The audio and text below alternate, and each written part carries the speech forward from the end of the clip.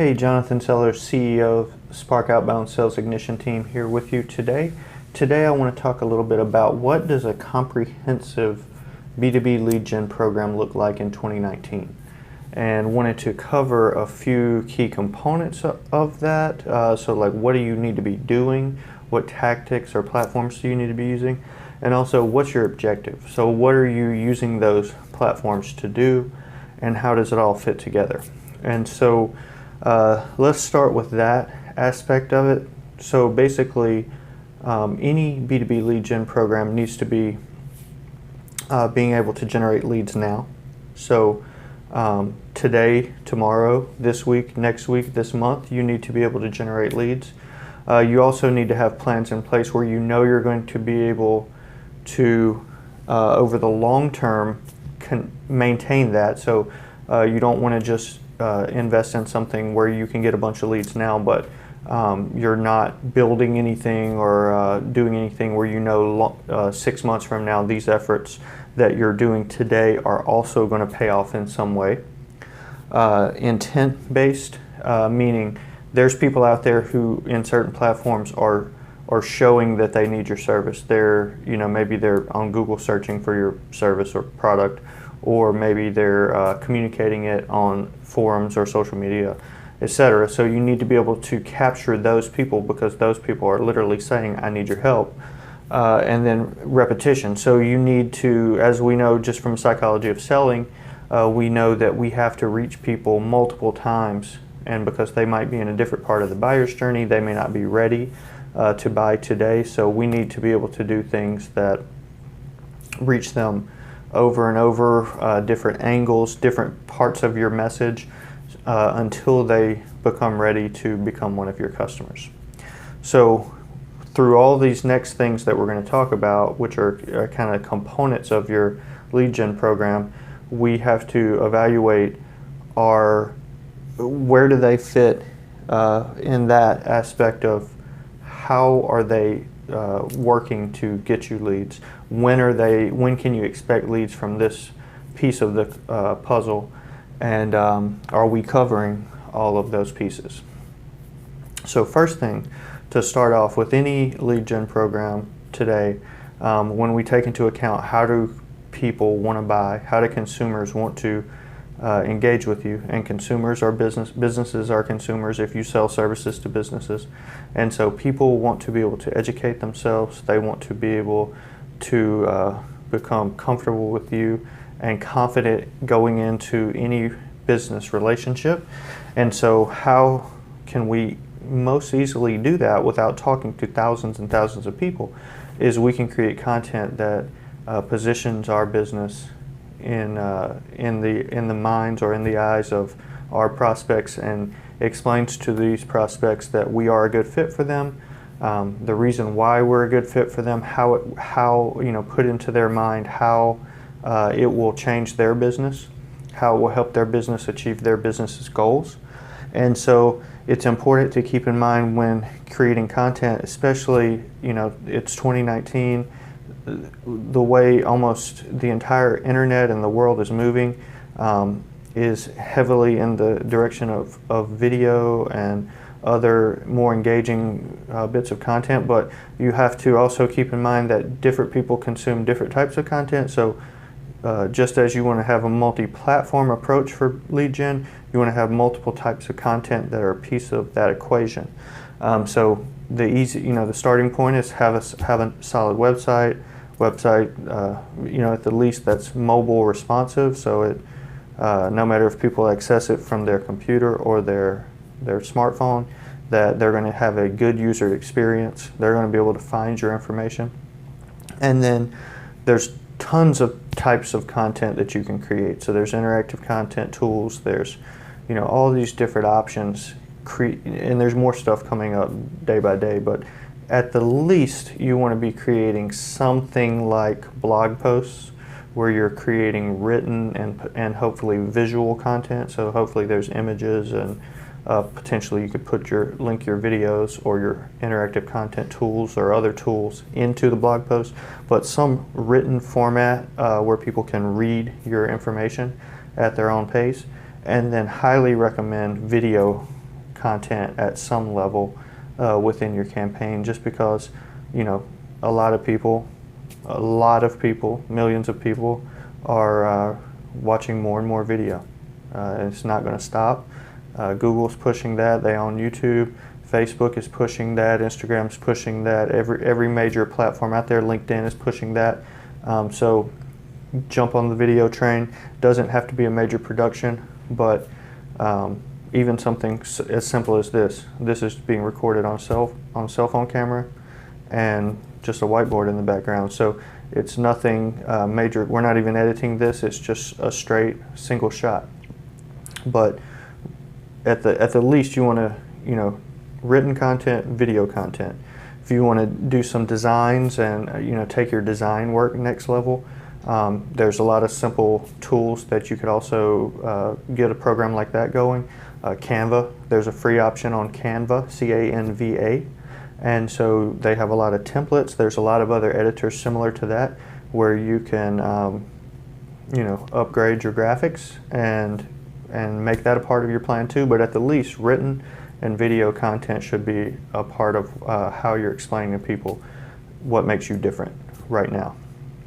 So as we assume now that you have created content which is now showing, you know, the end user. So if somebody is to find your content, they're going to understand what you do, who you are, how you can help them, and they're going to understand if they're the right person for you to help them. Like you're a good fit for each other. So hopefully that's what your content is explaining. So let's assume now you're in that process, or you've already gotten that content. So what are some key components of things you should be doing to reach your ideal prospects? So number one is, for sure, almost any type of B2B business, service provider, software platform, B2B products of any kind, you need to be doing some outreach. So this is sales initiative, you know, but so you could look at it like cold calling, picking up the phone and cold calling. That's an type of outreach. It's very time consuming. It's not very automated. You know, if you're an amazing cold caller, it might get you a lot of sales. But so what we're going to talk about is some things that are more easily scalable, digital. You can implement a lot more tests more quickly. And so specifically that is email and LinkedIn outreach. And so what that means is, for email outreach, it's finding your prospects and finding their email addresses and then messaging them. And so things to keep in mind when you're doing any type of outreach is, you know, it's hard. It's very much a numbers game, just pitching somebody and saying, hey, I'm a marketing person, I can help your business, do you want to talk? That's a you know, it's just like picking up the phone and cold calling. So if you take a much more value-based approach, so you're saying, hey, this is who I am, I'm introducing myself, I'd love to connect with you, here's something of value that you can use that's free, that's highly recommended for outreach. But with both email and LinkedIn, you're able to reach targeted people, because it takes some work to find those people. LinkedIn, tools like LinkedIn Sales Navigator are a good starting point. It is a little bit of, I think at the current time it's around $80 a month is their entry-level package for that. But you can search up people that are on LinkedIn by their position, company, industry, location. You know, there's a variety of advanced search functions you can use there. And so starting just on LinkedIn, then you can, you know, connect with those people and then send them this value-based messaging approach where you're trying to build a relationship with them. Some people, if you just pitch them, some people will be in need of your service now, and it might become an immediate lead. So there is some value to that. But the more you can kind of show off your expertise, or just provide them with some free, relevant, valuable information that they kind of have the ability to come mentally themselves to the reality that you could help them, or they need what you're talking about, then that opens the door. That's going to be typically overall a longer term approach. And then email outreach is the same concept. The difference is now, once you've found these people on LinkedIn, you have to find their email address. And so that's another step. There's a lot of software tools out there that allow you to do that. You can research on Google how to find prospects' email addresses and things like that. There's a lot of options. The one thing I would just always warn against is typically just buying a list of emails from people. You have to go through other steps to make sure those emails are valid. So just always be careful if somebody's just selling you a list. Here's a list of these people. You typically want to go and take some extra steps, and so that's for a different video, but you could research, how do I find good email addresses, accurate email addresses, things like this.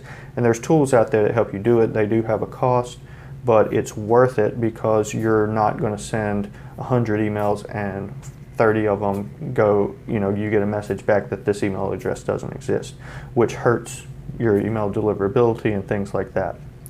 So email outreach and LinkedIn outreach are both, they both fall into the now category. So you're sharing value now, you're hopefully sparking conversations now. They also, if with email specifically, if you use a tool, you can also build out a campaign where you're reaching this person over several emails over time. And so it could fall into the long term, and it can fall into the repetition as well. LinkedIn allows you to obviously send messages to people whenever you go send a message to them if you're connected to them, or you use an InMail to send messages to people you're not connected with. But and also there's a lot of tools out there that automate your LinkedIn messaging. I would just be very wary of that. That's definitely something LinkedIn is not.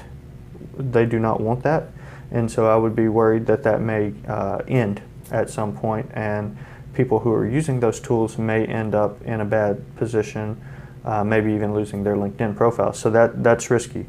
But both of these are more for the now. You're generating leads now. You're doing outbound sales initiatives in the immediate. So then next is your organic social media. So we've heard about social media forever. There's a lot of people who spend a lot of resources on social media over the past few years. What I'll say about social media is social media gives you credibility, and it's almost a validator that you are who you say you are.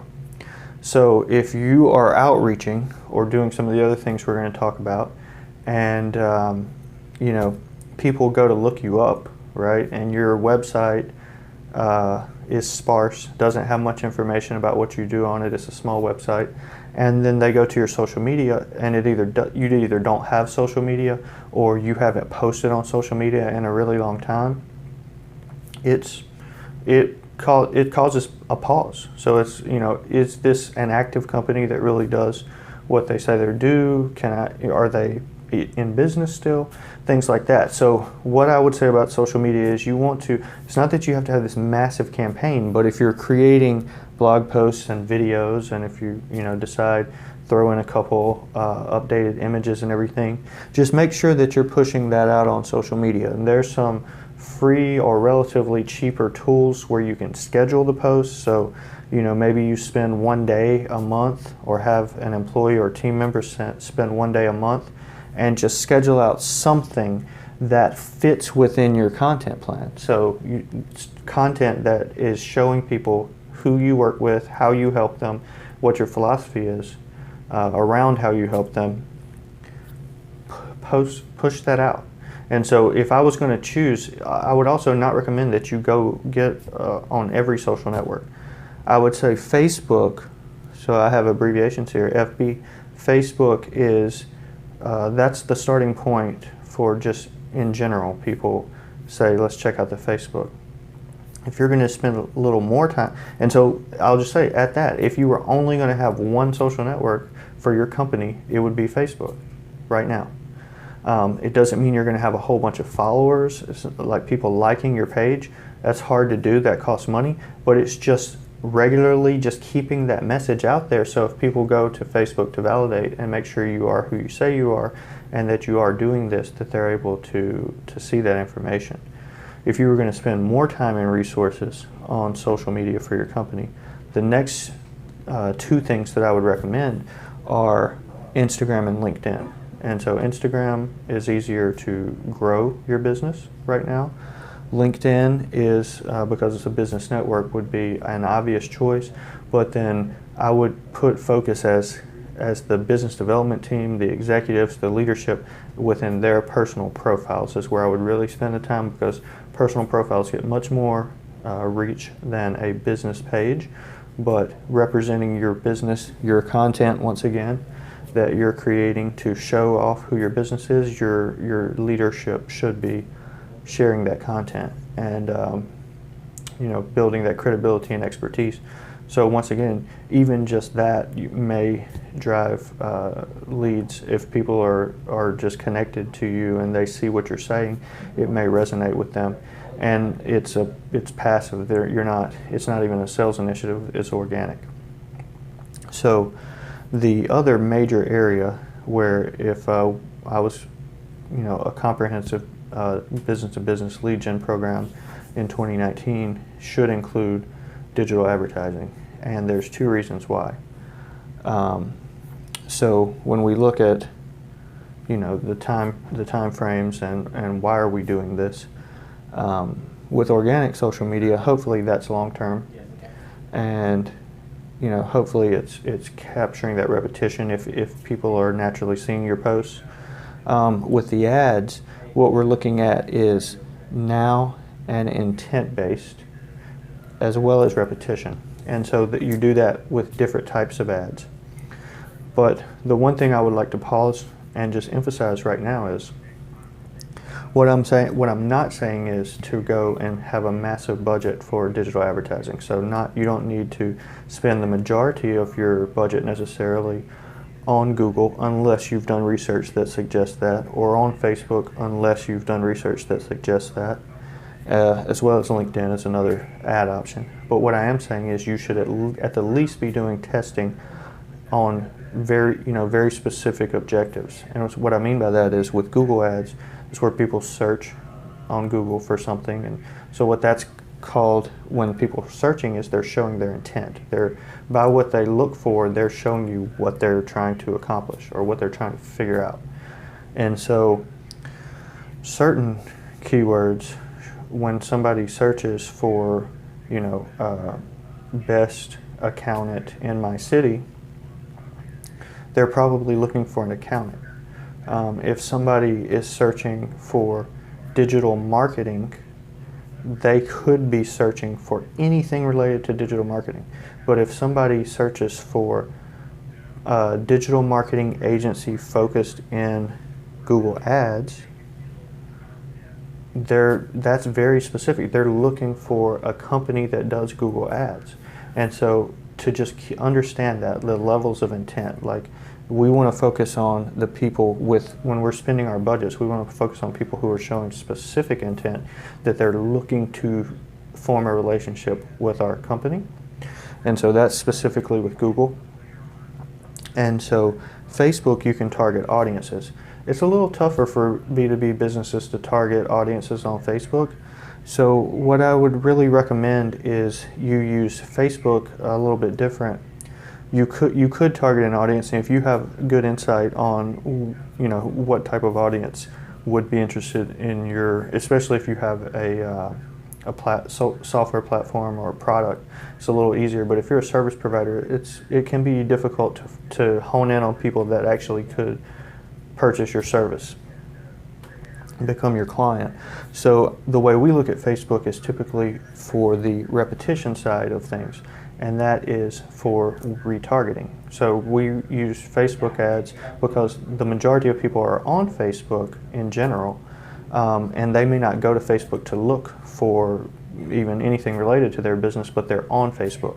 And so if we have gotten them to our website from Google Ads or from an organic social media post or from one of our outreach efforts, maybe LinkedIn ads, however we get them to our website, then we want to kind of build upon that relationship on Facebook. It's a lot cheaper to do the retargeting there, So this is a tiny, especially somebody starting off, this is a very small amount of money on a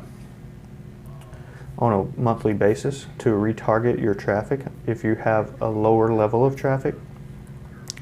And so you can also use Google ads for the same type of solution to retarget people who come to your website or who engage with your Google ads. You can just stay in front of them on other websites.